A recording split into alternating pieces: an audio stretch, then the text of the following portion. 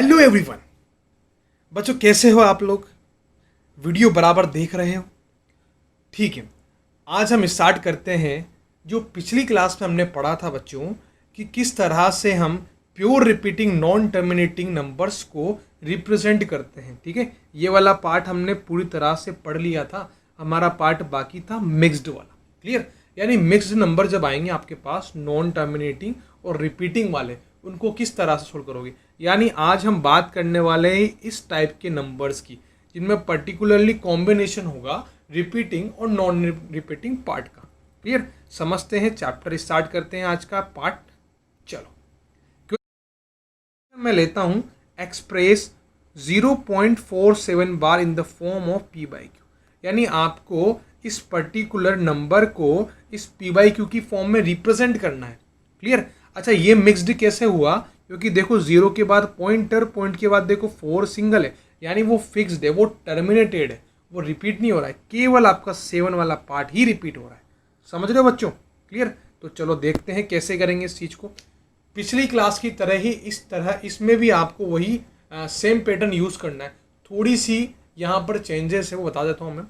हम क्या किया करते थे, अभी तक हम देख रहे थे जो नंबर थे ना बच्चों, पॉइंट के बाद डायरेक्ट 5 रिपीट हो रहा था, पॉइंट के बाद फिर ये नंबर रिपीट हो रहा है, पॉइंट के बाद पूरा जितना भी नंबर रिपीट हो रहा है। देखो यहाँ पर पॉइंट के बाद जितने भी नंबर लिखे हुए हैं ना, जैसे 27 लिखा है, पॉइंट के बाद पूरा नंबर रिपीट हो रहा है। लेकिन यहाँ पर देखो पॉइंट के बाद एक नंबर फिक्स है और एक रिपीट हो रहा है। तो उस केस में हम क्या किया करते थे, पॉइंट के बाद जो भी नंबर रिपीट होता था, पूरा नंबर रिपीट होता था, उसके ऊपर हम काम किया करते थे। क्लियर?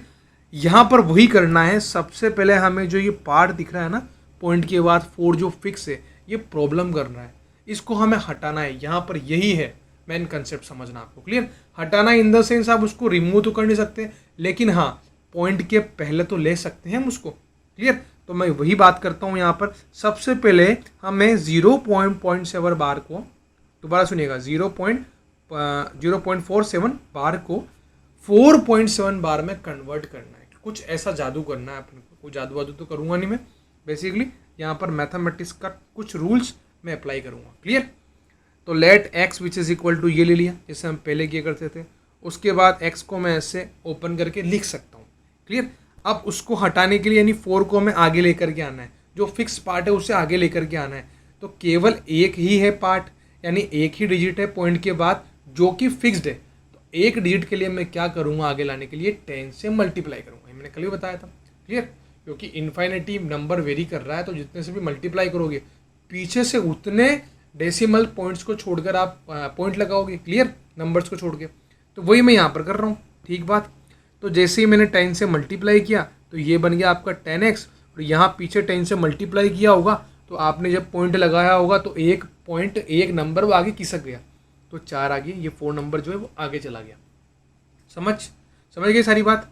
तो यहाँ पर इसको बोल देता हूँ मैं इक्वेशन नंबर 2। इतना क्लियर है बच्चों? अब हमें क्वेश्चन दिख रहा होगा सेम एज प्रीवियस क्वेश्चन, जैसा इससे पहले मैंने क्वेश्चन किए थे प्योर नॉन रिपीटिंग में। Clear? Sorry, pure repeating part वाले में मैंने क्या किए थे, वही पैटर्न मैं यहाँ पर यूज़ करूँगा। क्लियर? तो अब दिख रहा होगा आपको 4 के बाद पॉइंट और पूरा नंबर आपका रिपीट हो रहा है। तो अब तो आप खुद आसानी से कर सकते हो। तो वीडियो को पॉज करो, आगे का पार्ट स्टेप बाय स्टेप करिए और बाकी लोग यहाँ पर देखो। चलो, अब मैंने क्या किया, जो नंबर था ना आपका, दिख रहा है आपको ये नंबर, इस नंबर को मैंने देखा कि पॉइंट के बाद केवल एक ही नंबर ऐसा था, एक ही डिजिट ऐसा था जो रिपीट हो रहा था, वो था 7 कंटिन्यूसली रिपीट हो रहा है। तो मुझे वो नंबर आगे लाना है ताकि मैं बाकी पार्ट को एलिमिनेट कर पाऊँ। ठीक है? तो उस नंबर को अब आगे लाना था, तो मुझे क्या करना होगा, क्लियर, कि 10 से मल्टीप्लाई करना होगा पूरी इक्वेशन को, जो पहले किया करते थे हम, जो प्रीवियस पार्ट में किया हमने। चलो देखो, तो मैंने 10 से जैसे मल्टीप्लाई किया, 10x ऑलरेडी था और फिर 10 से मल्टीप्लाई कर दूंगा तो 100x पहुंच जाएगा यहाँ पर। क्लियर? वैसे ही यहाँ पर 4 तो पहले से आगे था, फिर पीछे हम 10 से मल्टीप्लाई करेंगे तो एक 7 आपका पॉइंट के पहले चला जाएगा और बाकी तो मूव कर रहा है। अब आपके पास 2 इक्वेशन है, हालांकि 3 है, लेकिन काम की आपकी नीचे की 2 है, बाद वाली सेकंड और थर्ड। तो मैंने क्या किया, नाउ सब्ट्रैक्टिंग इक्वेशन 2 फ्रॉम 3 में से मैंने 2 को सब्ट्रैक्ट कर दिया। दिख रहा है आपको यहाँ पर, ये देखो। क्लियर?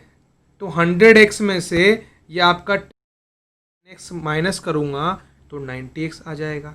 इस पर्टिकुलर पार्ट में से ये 4.777 वाले पार्ट को माइनस करूँगा, दिख रहा है ये, क्लियर। तो ये तो पीछे वाला पार्ट तो एलिमिनेट हो गया आपका ऑलरेडी, तो बाकी ये 4 ही करना है अब तो एलिमिनेट, क्लियर। माइनस करना है सब्ट्रैक्ट, तो 43 बन जाएगा। अच्छा x का निकालना है हमें, तो ये डिनोमिनेटर में चला जाएगा। समझ आया ये कंसेप्ट, बहुत ईजी है। इस तरह से आप सारे क्वेश्चन को सोल्व कर सकते हैं, क्लियर। अब थोड़ा सा डिफिकल्ट क्वेश्चन इसी पैटर्न पर ले लेता हूँ मैं, ताकि आपको सारा काम समझ आ जाएगा, क्लियर। अच्छा, उससे पहले एक छोटी सी बात, उस ये जो क्वेश्चन हमने किया है ना, उसको आप इस पार्ट से आगे इस तरह भी कर सकते हो सोल्व। मैंने इतना मल्टीप्लाई किया, डिवाइड किया, आप डायरेक्ट भी कर सकते हो, ठीक है। मार्क्स अच्छा मिल जाएंगे आपको, 3 और 4 मार्क्स, क्लियर। कैसे करना होगा भाई, 10x तक तो हम पहुंच ही गए थे, 10x which is equal to 4.777, ये वाला पार्ट आ गया था ना अपना, ये देखो ये रहा, ये इक्वेशन 2 तक तो पहुंच ही गए थे अपन, क्लियर। अब आगे वाला पार्ट कैसे सोल्व करना है आपको, बड़ा आसान है भाई। 4.77 बार को मैं वापस ऐसे लिख सकता हूँ, करेक्ट। और 7 बार को हमने ऑलरेडी लिखना सीख लिया है, 0.7 बार, 0.2 बार, 0.5 बार, ये सबको हम लिखना सीख गए। यानी डायरेक्टली हम इसको कैसे लिख सकते हैं, 7/9, 5/9, क्लियर। इसका शॉर्ट मेथड मैं आपको आगे बताऊंगा, क्लियर। लेकिन हम डायरेक्टली अलग से इसको सोल्व भी कर सकते हैं, 0.7 बार को, 0.7 बार को, उसको यहाँ लिख दो। अच्छा, मैंने यहाँ प्लस क्यों लगाया बच्चों, 4.7 बार का मतलब ही यही है कि 4 में आपने 7 बार को ऐड किया है, क्लियर। जैसे कि हम देखते हैं 1.5 का मतलब समझते हो क्या होता है, 1 में आपने 0.5 को ऐड किया, यानी 1.5 को आप 1.5 लिखते हो। क्यों लिखते हो आप, 0.5 का मतलब 1/2, क्लियर, हाफ। तो वहाँ बेसिकली क्या हो रहा है, वहाँ पर 1 + हाफ, 1 + हाफ, समझ रहे हो। एग्जाम्पल लेना 1.5 का, तो ये क्लियर हो जाएगा मैंने क्यों किया ये। अब आराम से इसको 4 + 7/9 को ऐड करो, 10x चल ही रहा है आपका, ऐड करोगे वापस से x करोगे तो नीचे चला जाएगा, क्लियर। अच्छा, यहाँ पर एक छोटी सी प्रॉब्लम हो रही है, क्लियर। 10 डिवाइड में जब गया था तो मैंने यहाँ पर 0 लगाना मैं भूल गया हूँ, क्लियर। तो यहाँ पर आप इसको 0 लगा देना, 90 बन जाएगा, क्लियर है, जैसे कि यहाँ पर बना था। ओके, करेक्ट है ना भाई। 10x से डिवाइड में जाएगा, क्लियर। डिनोमिनेटर में तो मल्टीप्लाई होगा ना यहाँ पे 9 से, तो 90 बन जाएगा, क्लियर। तो यहाँ पे थोड़ा सा इसको सही कर लीजिएगा। चलो आगे देखो, अब देखते हैं क्वेश्चन। कन्वर्ट 3.14620, यहाँ पर 620 है बच्चों, वो पूरा का पूरा आपका नंबर रिपीट हो रहा है, क्लियर। उसको p/q की फॉर्म में रिप्रेजेंट करना है, थोड़ा सा बड़ा हो जाएगा ये। देखो इसको फटाफट क्या करना है इसमें हमें, let x which is equal to, मैंने लिख लिया सबसे पहले सेम पार्ट। उसके बाद x को मैं एक्सपेंड कर देता हूँ, कर दिया मैंने। अब सेम पार्ट हमें क्या करना है, ये 1/4 जो प्रॉब्लम कर रहा है, ये फिक्स्ड पार्ट जो है, इसको पॉइंट के आगे लेना है। तो अब की बार कितने 2 डिजिट्स थे, तो 2 डिजिट्स को हमें आगे लेना है पहले पार्ट में। तो उसके लिए क्या करना पड़ेगा, 100 से मल्टीप्लाई करना पड़ेगा। तो मैंने देखो 100 से मल्टीप्लाई किया, इक्वेशन है, देखो इसको अच्छे से। जैसे ही मैंने किया 314 आगे आ चुका है। अब जो पार्ट बच रहा है पॉइंट के बाद, वो सारा रिपीट हो रहा है कंटिन्यूसली, 620, क्लियर। तो अब जरा देखिएगा 620 तीन डिजिट से जो रिपीट हो रहे हैं, तो अब इस केस में मुझे क्या करना होगा, उस 620 को भी आगे लाना पड़ेगा, उस 3 डिजिट्स को। तो उसके लिए मुझे वंस अगेन किससे मल्टीप्लाई करना पड़ेगा, 1000 से, क्योंकि 3 डिजिट से, तो 3 डिजिट से तो हम 1000 से मल्टीप्लाई करेंगे, करेक्ट है। तो मैंने मल्टीप्लाई किया इक्वेशन 2 को 1000 से, ये कर दिया मैंने, तो ये बन जाएगी आपकी। इसको मल्टीप्लाई करूँगा 620 चला जाएगा।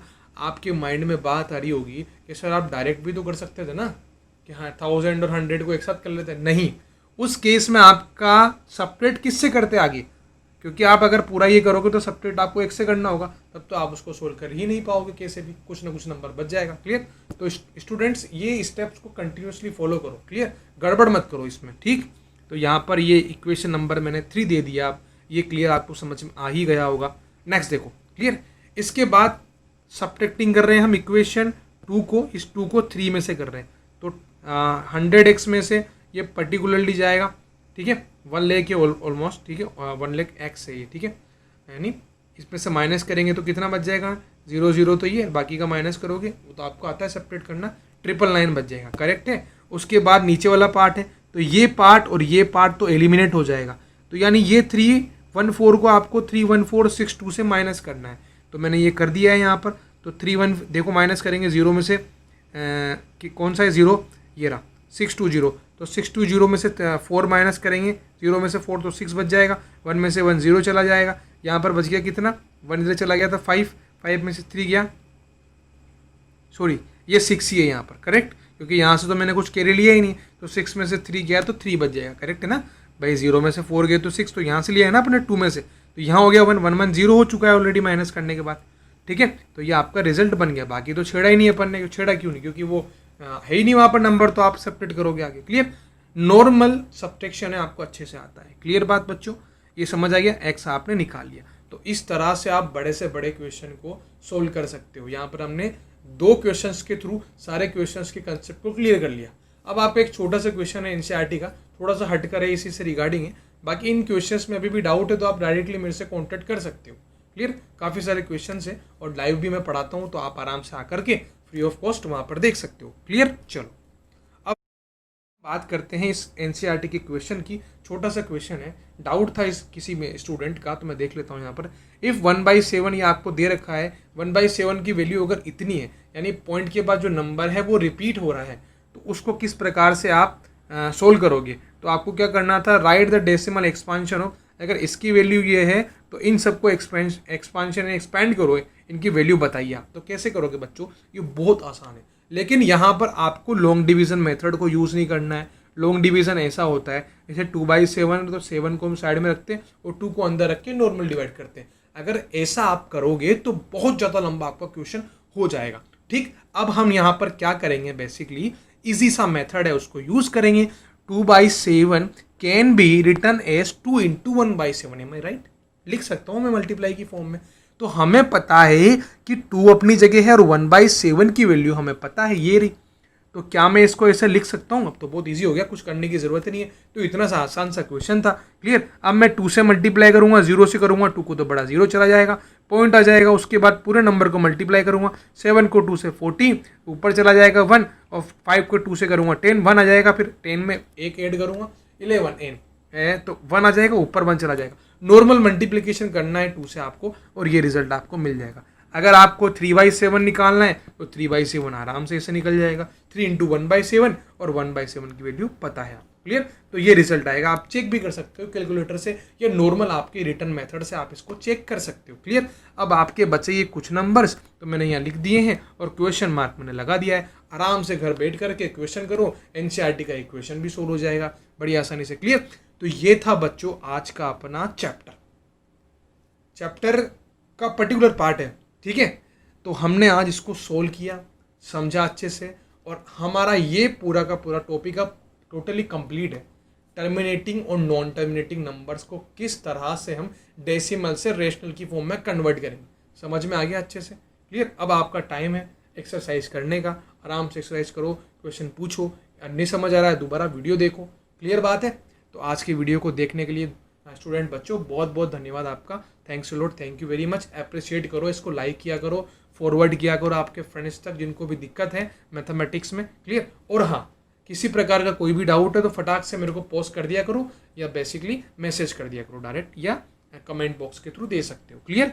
तो thanks a lot students, bye bye, thank you.